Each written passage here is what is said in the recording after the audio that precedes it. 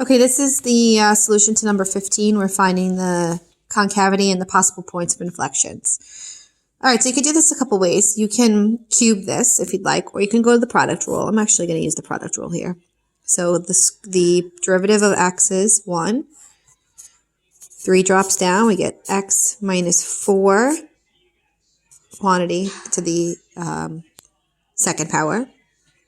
The derivative of the inside is 1. Okay, so the first derivative is this times this. So it's 3x times x minus 4 squared plus this times this. X minus 4 to the third.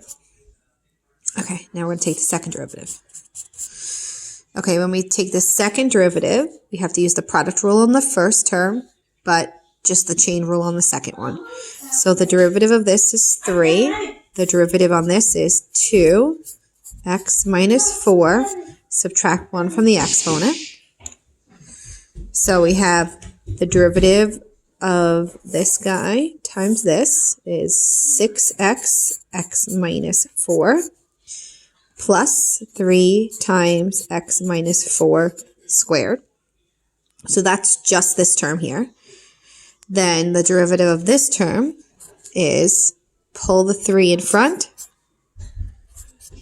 subtract 1 from the exponent. Okay, so now this is our second derivative. It's going to be a little annoying, but we do have to set it equal to 0 and solve it. So we're going to set it equal to 0, and then to solve this, we got to work on this. There's a lot of algebra going on here. So I'm going to distribute that 6x in. So 6x squared minus 24x. Okay, now I'm going to work on these terms. So these are identical. So if I just do one of them, then I could just multiply it by 2. So I don't have to do the work double the amount. So I'm going to multiply the x minus 1 first with the x minus 1.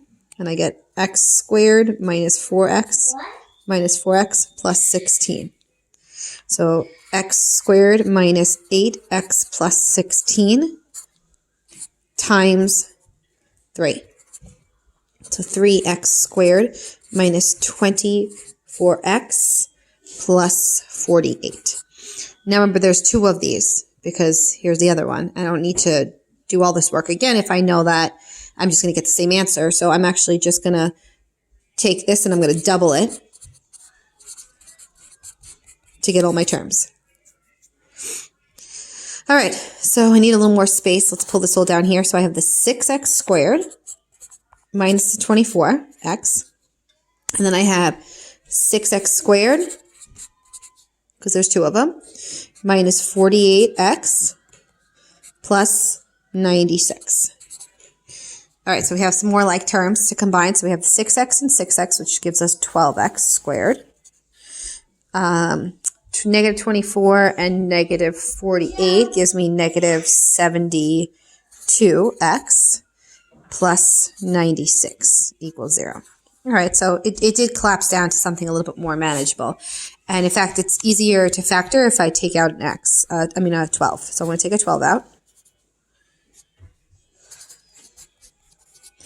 Okay, factors of 8 that give me negative 6 are negative 4 and negative 2.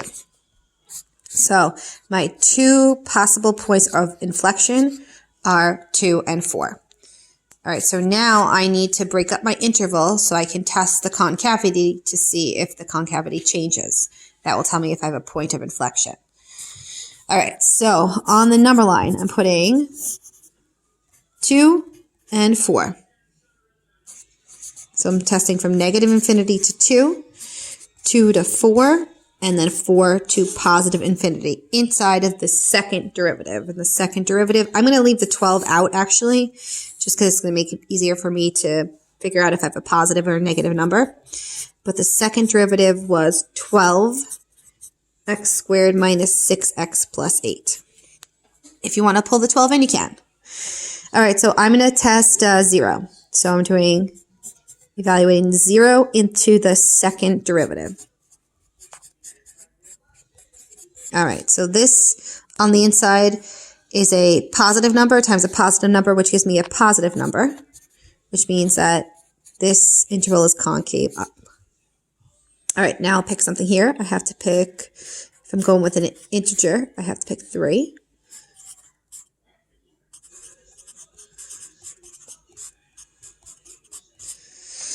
All right, so I have 9 minus 18 plus 8, which gives me a negative number times a positive number, which gives me a negative number. So the function is concave down. All right, lastly, let's evaluate 5 into the second derivative.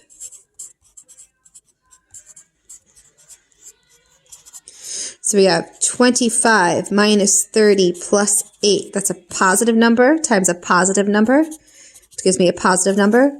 So this interval is concave up.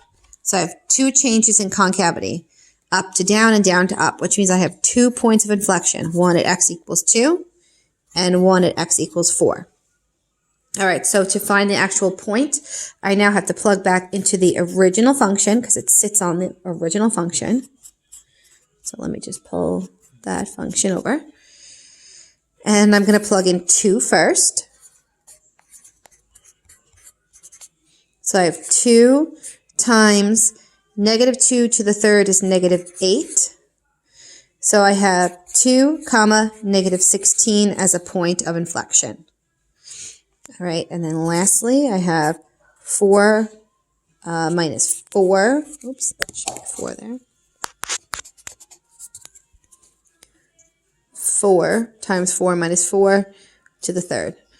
So that's 4 times 0 to the third, which gets us 0. So the other point of inflection is 4 comma 0.